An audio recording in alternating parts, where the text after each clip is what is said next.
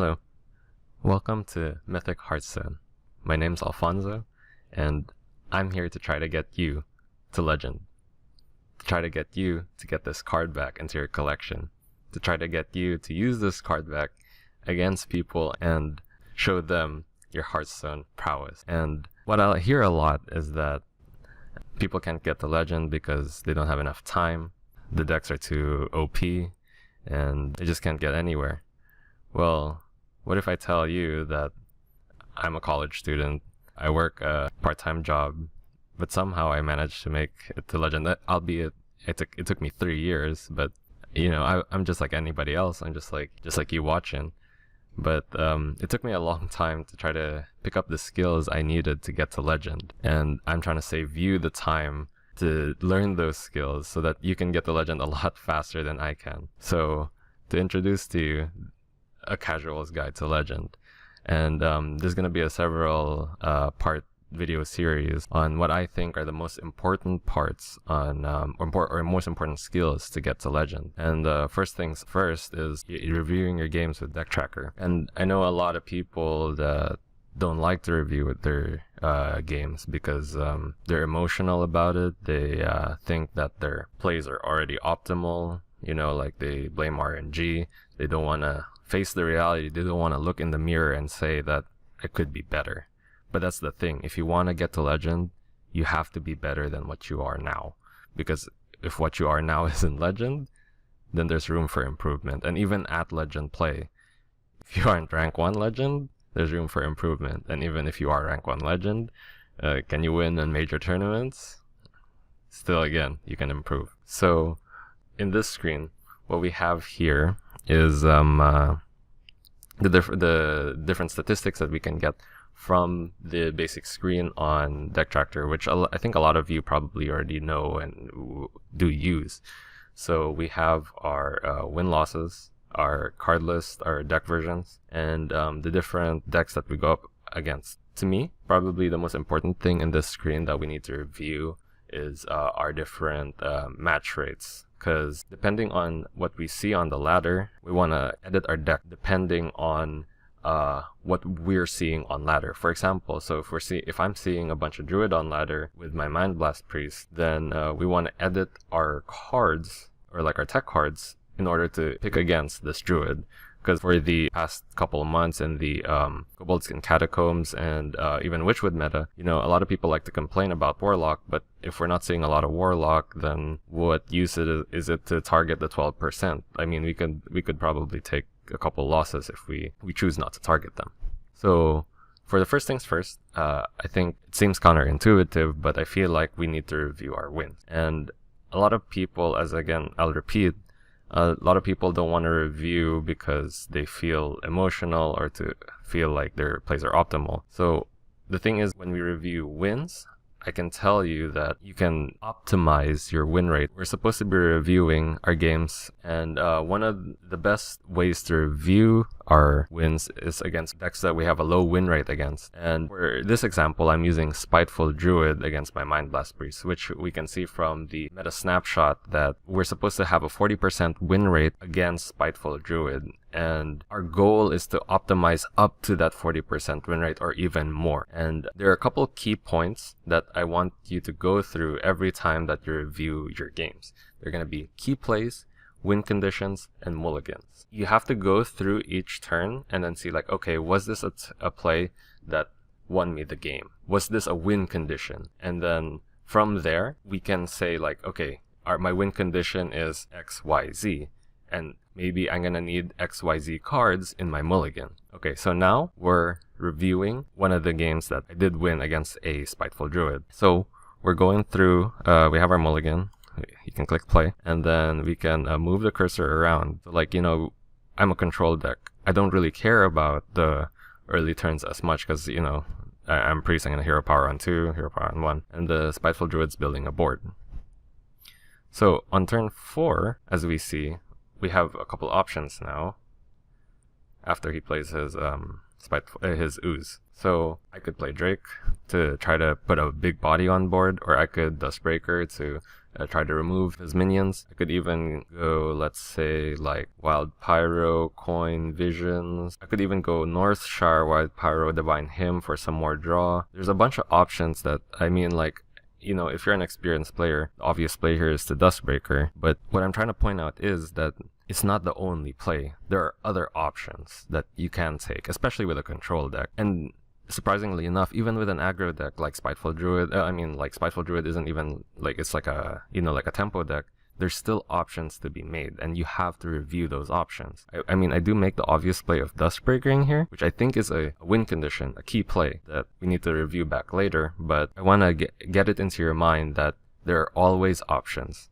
Don't always make the most obvious play. And then so he goes on, and then he gets Tarantus from his Spiteful. It's something that we all dread. It's not something that we could even answer.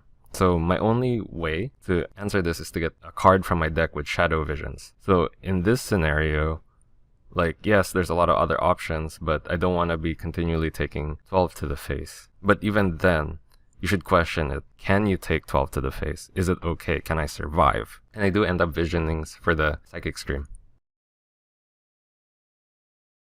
And here, I make the play because it's turn 6 to draw some more. I say that, like, okay, I can him, I can take the 16 to face, or 12 to face, and he can trade with me.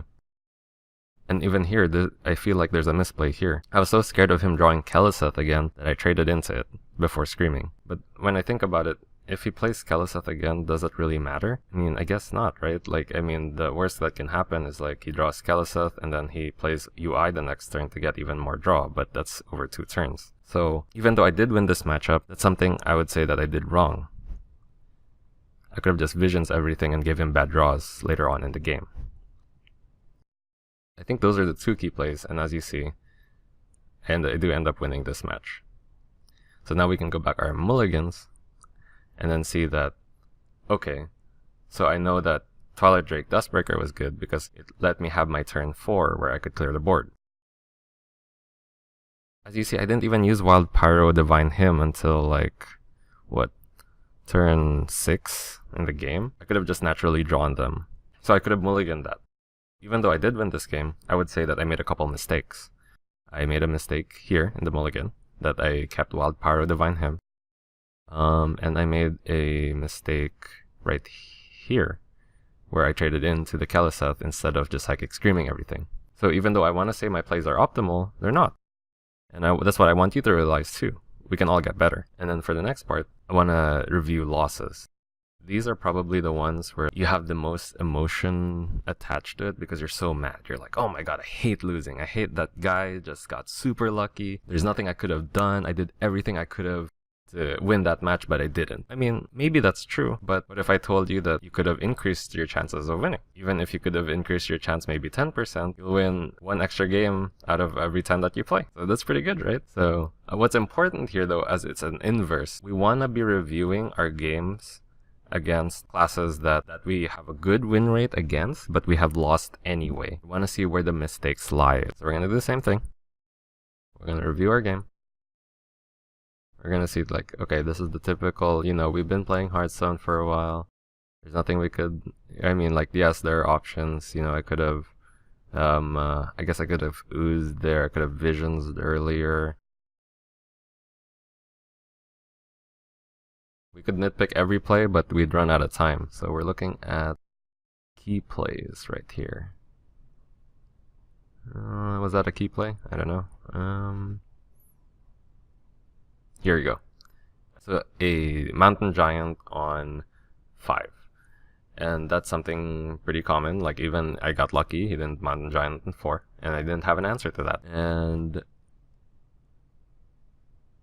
let's see here. He even gets the Faceless off and then hits me in the face with it. And I think this is one of the key win conditions that they have against me. Because, I mean, like, slamming Void Lords isn't going to do anything against me because I'm dealing face damage. Another win condition, I guess, for him is he can try to heal through my Alex turn. And then the way he killed me here was a tempo kill. What I mean about tempo kill is that he's gotten a board that is insurmountable. That's really tough for me to deal with.